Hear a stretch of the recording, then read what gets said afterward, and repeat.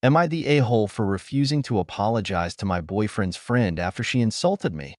So, this whole mess started at a family gathering last weekend, and now my boyfriend's family is basically at war with itself. For context, I, 28F, have been with my boyfriend, Matt, 30M, for 4 years, and we're pretty serious. His family is very tight-knit, and I've always tried to be respectful of their traditions, even when they seem a little outdated. I come from a more relaxed, independent-minded family, while his is all about hierarchy, respect, and keeping the peace, even at the expense of personal boundaries. Enter Sophie, 32F, Matt's childhood friend who is practically family. She and Matt grew up together, and while she's always been around at family functions, I never thought much of it. That is, until recently, when it became obvious she sees herself as some kind of authority over me. She constantly makes passive-aggressive comments about how I don't really fit in with their traditions, how I need to learn my place if I want to be part of the family, and even joked once that Matt could have done better in front of everyone. I've always ignored it to keep the peace, but at this gathering, she took it way too far. The event was a big family dinner at Matt's parents' house, where everyone was dressed up, and there was this unspoken expectation that the women would handle all the serving while the men sat and talked. Now, I have no problem helping out, but I'm not going to play the role of a 1950s housewife just because they expect it. While I was setting the table, Sophie smirked and said loud enough for everyone to hear, "Wow, you're actually helping? I thought you were too modern for that. Maybe there's hope for you yet." I was done. I calmly put down the dish I was holding, looked her in the eye, and said, "I don't think respect is a one-way street, Sophie. If you want me to be part of this family, you should probably start treating me like I belong." The room went dead silent. Sophie looked shocked, then scoffed and said I was overreacting to a joke. Matt's mom immediately jumped in, saying, "Let's not make this a big deal." His dad just sighed like I was being difficult. Matt, bless him, tried to defuse the situation by saying, "Come on, let's all just eat." But Sophie wasn't letting it go. She kept pushing, saying I was too sensitive and had no right to talk to her like that, considering she's been in Matt's life way longer than I have. That's when I lost my patience and said, "I don't owe you deference just because you've been around longer. If anything, you should know better by now." After dinner, Matt's mom pulled me aside and said that Sophie was really upset and that I should just apologize to keep the peace. Apparently, Sophie feels like I'm changing the family dynamic and that Matt's parents are worried I won't respect their traditions. Here's where it gets even messier. Matt's sister, Rachel, 35F, who has always been supportive of me, quietly told me later that she was glad I stood up to Sophie because she's been pulling this act for years with every new woman who comes into the family. But at the same time, she warned me that Matt's parents don't like confrontation and that this could cause serious tension if I don't smooth things over. Matt, for his part, said he understands why I snapped but thinks I should just apologize to keep the peace. Not because I was wrong, but because it'll make things easier. I told him I don't feel like I should have to apologize for standing up for myself, especially when Sophie has been subtly belittling me for years. I told Matt I wasn't going to apologize, and he just sighed and said he understood but didn't want this to turn into something bigger. He admitted that Sophie has always been a little territorial over his family, but he thinks it's just because she grew up around them and sees them as her own. I get that, but at the same time, I'm not going to let her walk all over me just because she's known them longer. The next day, Matt's mom called me directly, which she never does unless it's something serious. She said she understood that I felt disrespected, but I needed to be the bigger person because Sophie was hurt and felt like I was trying to push her out. I told her that I wasn't trying to push anyone out, but I wasn't going to let someone talk down to me either. She sighed and said, "Well, I just hope you can find a way to make peace with her. We're all family here." I didn't respond to that because, honestly, I don't see Sophie as family. She's Matt's friend, not mine, and she's made it clear she doesn't respect me. Rachel texted me afterward and said that Matt's mom had a long talk with Sophie, but instead of apologizing or backing down, Sophie doubled down and said that I was the one causing problems. Apparently, she claimed I was being overly sensitive and insecure, and that she was just joking, as usual. Later that evening, Matt and I talked about it again, and I asked him if he really thought I should apologize. He hesitated and then said, "I don't think you should have to, but I think it would make things easier." That's when I got really frustrated. Why should I be the one to make things easier when I wasn't the one who started this? Rachel invited me out for coffee the next day, and when I met up with her, she told me she wasn't surprised by any of this. She said that Sophie has done this before. She's always been protective over Matt's family, especially with women who get close to him. Rachel said Sophie once did something similar to another one of Matt's ex-girlfriends, making passive-aggressive comments until the girl eventually stopped coming around. Apparently, the ex did end up apologizing just to keep the peace, but Rachel said that as soon as she did, Sophie just got worse at this point. I feel even more justified in my decision. If I apologize, it's just going to give Sophie permission to keep treating me like I don't belong. Matt's mom texted me again saying that Sophie is still upset and that she hopes I'll consider apologizing. I took some time before responding to Matt's mom because I haven't responded yet, know what to say. And honestly, part of me wanted to just know what to say and let things settle on their own. But I knew that wasn't going to happen. This family avoids confrontation like the plague, and unless I addressed it directly, they'd just keep waiting for me to cave. Rachel called me that afternoon to check in, and I asked her point blank if she thought there was any way I could resolve this without apologizing. She hesitated before saying, "Honestly, probably not. But that doesn't mean you should do it." She reminded me again that apologizing wouldn't actually fix anything. It would just make Sophie feel like she had one. And if she thinks she's won, she's not going to stop, Rachel said. That was all the confirmation I needed. I wasn't going to apologize. But I also knew that if I just kept ignoring the messages, Matt's family would see me as the one making things worse. So I decided to respond to his mom with something firm but polite. I texted her, "I understand that you want to keep the peace, and I respect that. But I don't feel comfortable apologizing when I was the one being disrespected. I don't want this to turn into a bigger issue, but I also can't ignore the way Sophie has treated me for years. I hope we can move forward without forcing an apology that isn't genuine." She read it right away, but she didn't respond.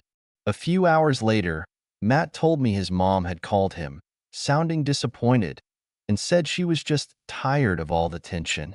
She still thought I should apologize, but she wasn't going to push it anymore. That was good enough for me. Sophie, on the other hand, was not about to let this go. The next time I saw her was at another family gathering the following weekend, and she was acting completely different, playing the victim to anyone who would listen. She kept making loud comments about how she was walking on eggshells now, and how she had to be careful not to offend anyone. It was so obvious that she was trying to get a reaction from me. At one point, when Matt had stepped away, she came up to me and, with the fakest smile, said, "I just hope you know I never meant anything personally. I guess some people just take things the wrong way." I took a deep breath and said, "Sophie, if you didn't mean it personally, then why did you say it?" "Because it sounded personal to me." Her smile dropped instantly, and before she could respond, Rachel, who had been listening nearby, jumped in and said, "She's right, Sophie. You've been doing this for years. Maybe it's time to let it go." Sophie turned bright red, mumbled something under her breath, and walked away. I don't know if that was the end of it, but for the first time, I actually felt like I had some real support in Matt's family. Later that night, Matt told me he was proud of me for standing up for myself, but he admitted he was worried this would make things more awkward going forward. I told him that wasn't my problem to fix. If Sophie wanted to be part of this family, she needed to start acting like it, not like some gatekeeper deciding who gets to belong. After that night, things seemed to settle, at least on the surface. Sophie wasn't openly hostile toward me anymore, but she had clearly shifted tactics. Instead of making direct comments, she started pulling the classic passive-aggressive moves, conveniently forgetting to invite me to things, talking over me in conversations, and making sure to always bring up inside jokes with Matt and his family when I was around. Matt noticed, of course. He told me he could see what she was doing, but at the same time, he didn't think it was worth calling out. He figured that as long as she wasn't outright insulting me, it wasn't worth stirring things up again. I could tell he just wanted everything to go back to normal. The real test came a few weeks later when Matt's mom hosted a small dinner for his dad's birthday. It was just immediate family, plus Sophie, because of course, she was there. I was prepared for awkwardness, but what I wasn't prepared for was what happened in the middle of dinner.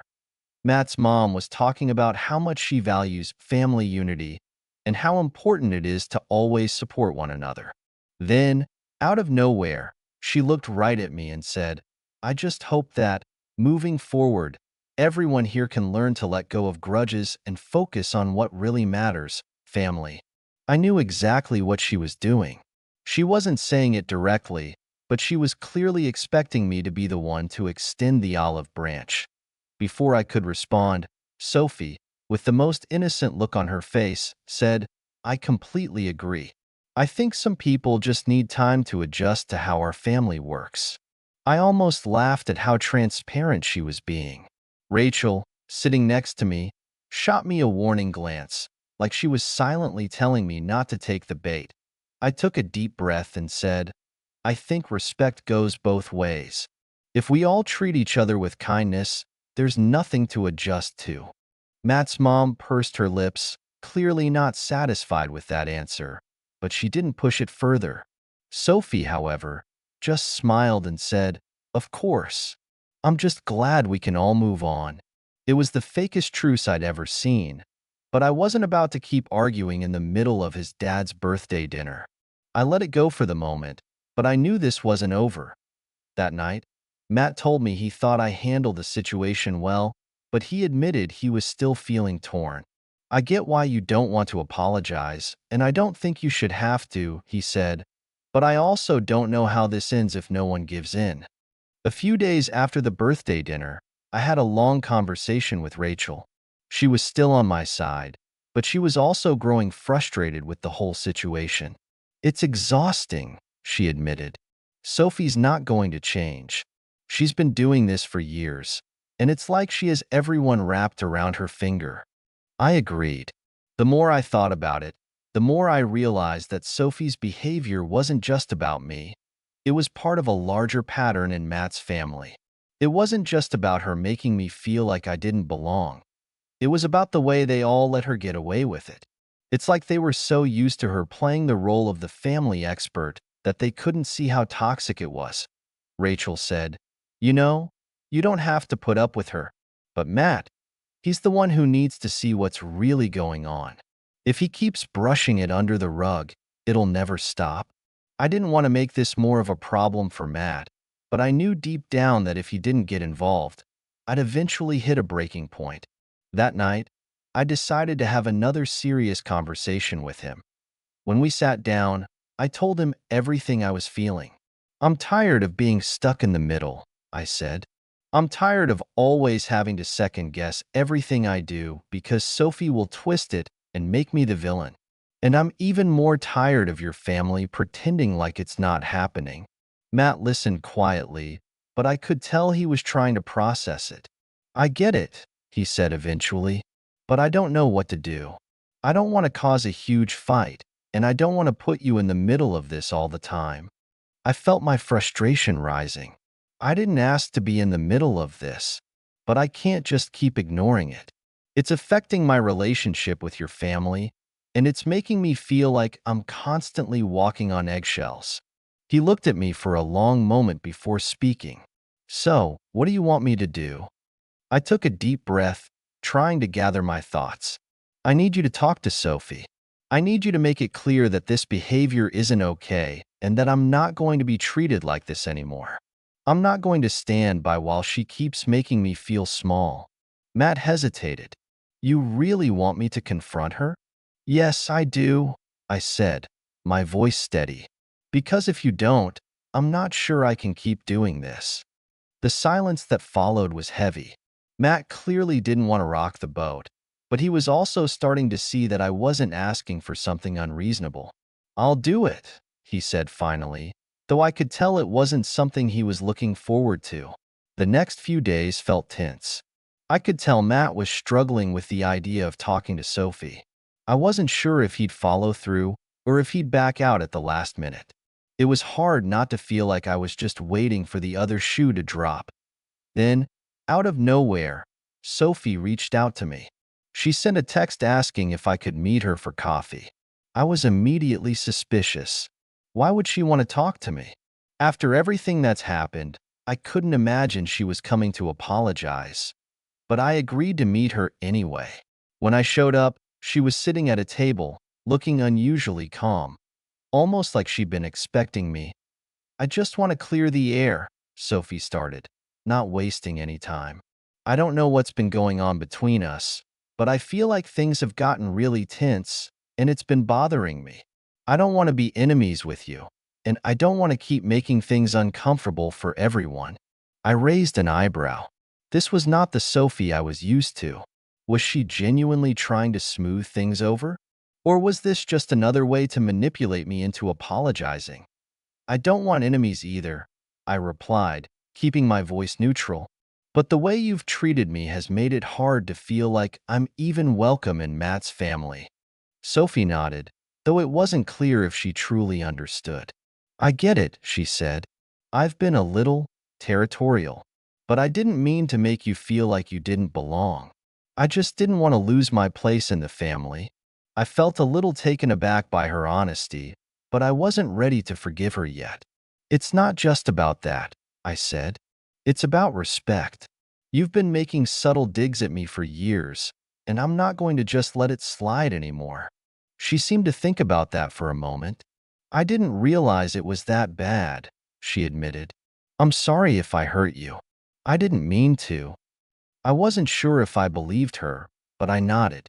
"I appreciate the apology, but this needs to stop. If you want to be part of my life, and Matt's, you need to treat me with respect."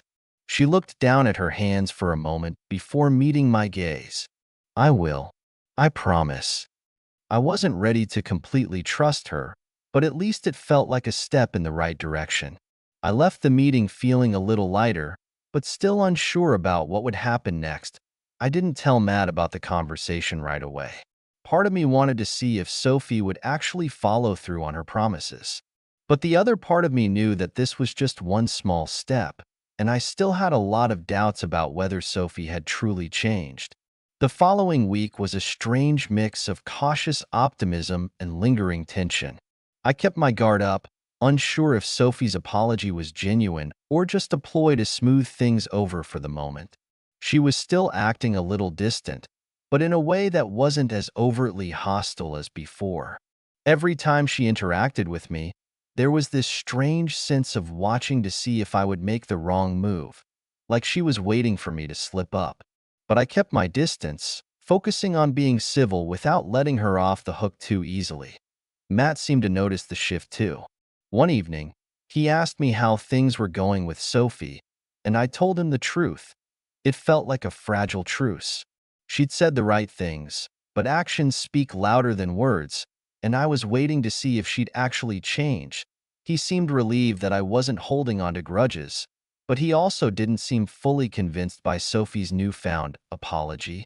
"I don't know if I can fully trust it yet, either," he admitted. "But I think this is the closest we'll get to peace for now." The next few weeks passed without much drama, and I thought maybe, just maybe, we were heading toward a healthier dynamic.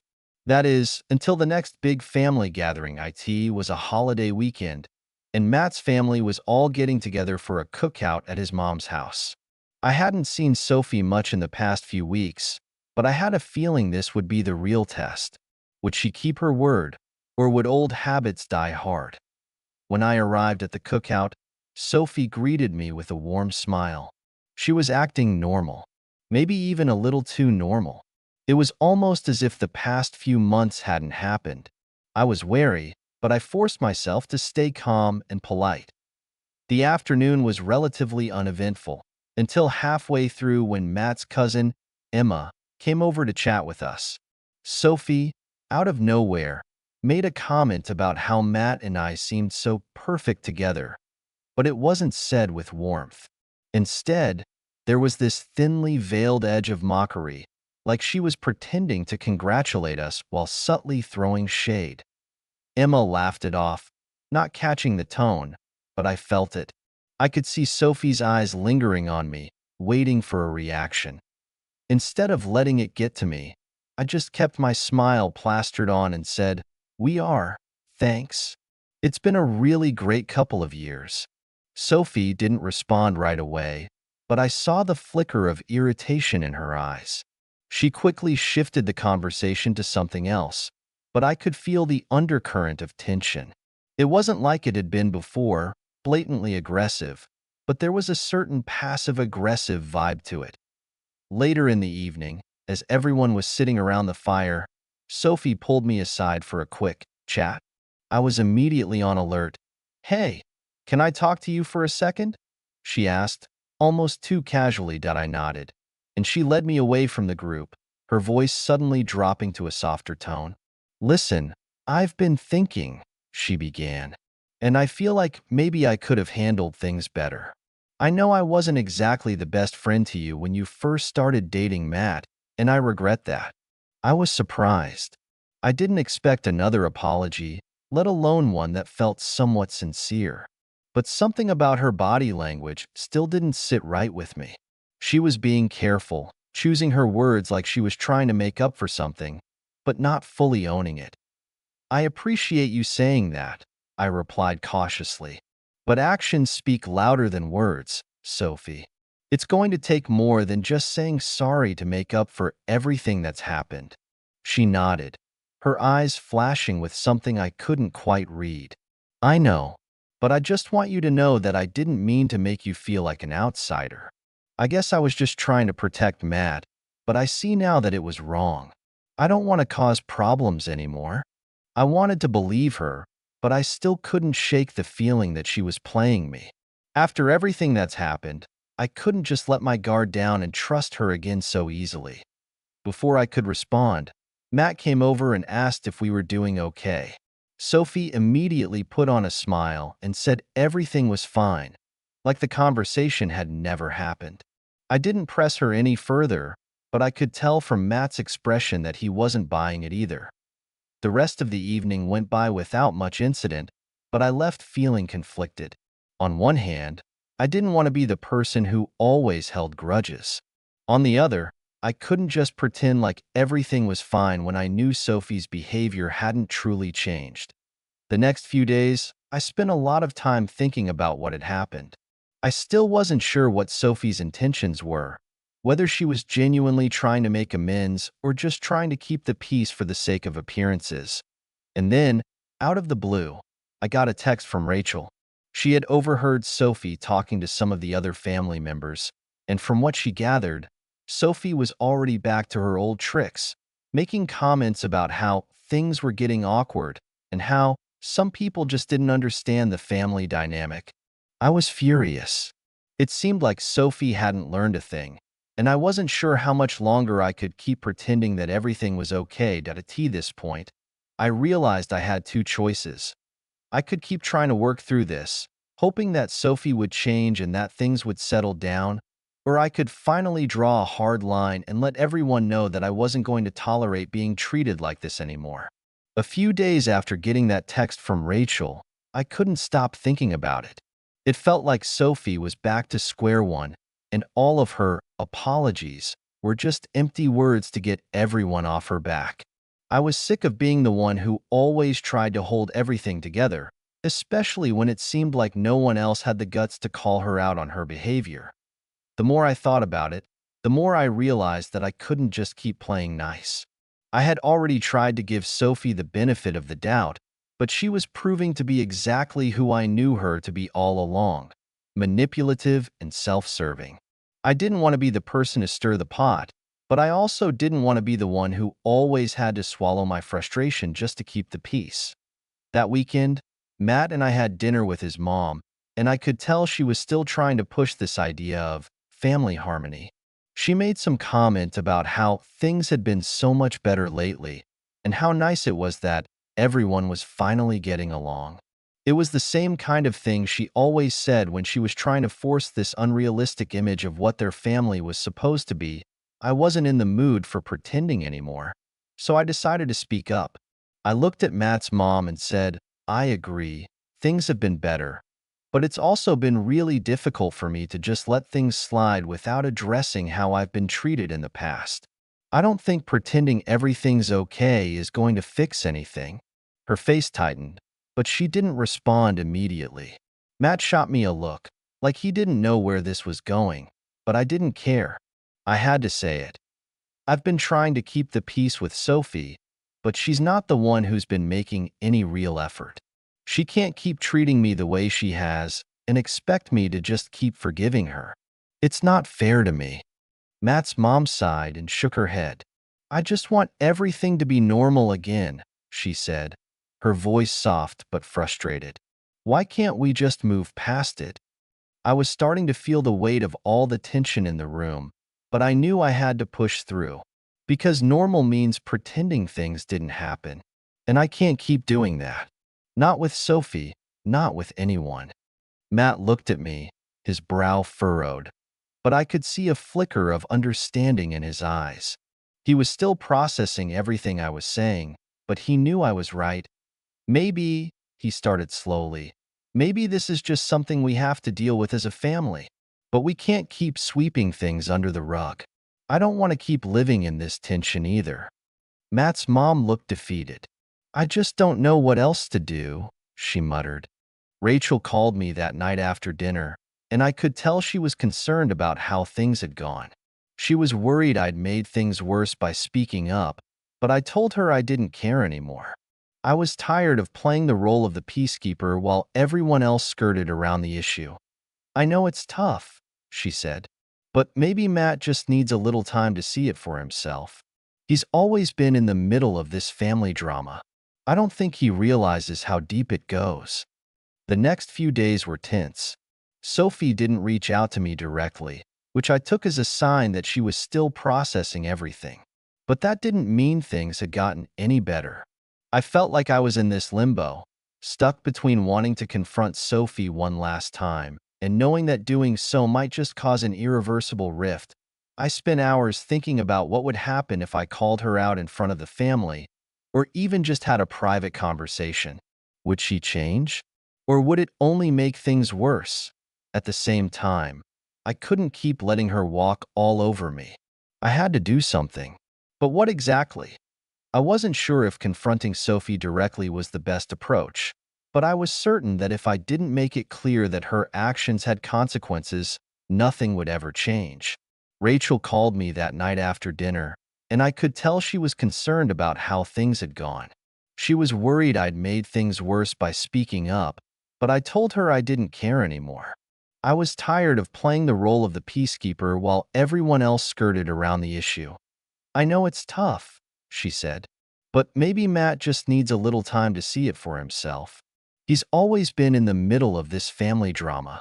I don't think he realizes how deep it goes. The next few days were tense. Sophie didn't reach out to me directly, which I took as a sign that she was still processing everything. But that didn't mean things had gotten any better. I felt like I was in this limbo, stuck between wanting to confront Sophie one last time and knowing that doing so might just cause an irreversible rift. I spent hours thinking about what would happen if I called her out in front of the family, or even just had a private conversation. Would she change? Or would it only make things worse? At the same time, I couldn't keep letting her walk all over me. I had to do something. But what exactly? I wasn't sure if confronting Sophie directly was the best approach, but I was certain that if I didn't make it clear that her actions had consequences, nothing would ever change. A few days passed, and things remained tense. Sophie still didn't reach out to either of us directly, and I didn't make any more efforts to reach out to her either. Matt and I had talked about it a few times, and while he seemed more on my side than ever, I could tell that he was still trying to manage the fallout with the rest of the family. I don't know what will happen next, but I feel like I've done all I can. I've tried to make peace, I've stood up for myself, and I've asked Matt to support me.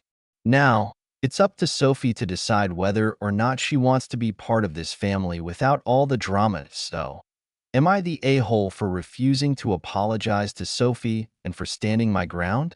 Did I do the right thing by finally confronting the issue and asking Matt to step in, or should I have just kept the peace and let things slide for the sake of family harmony?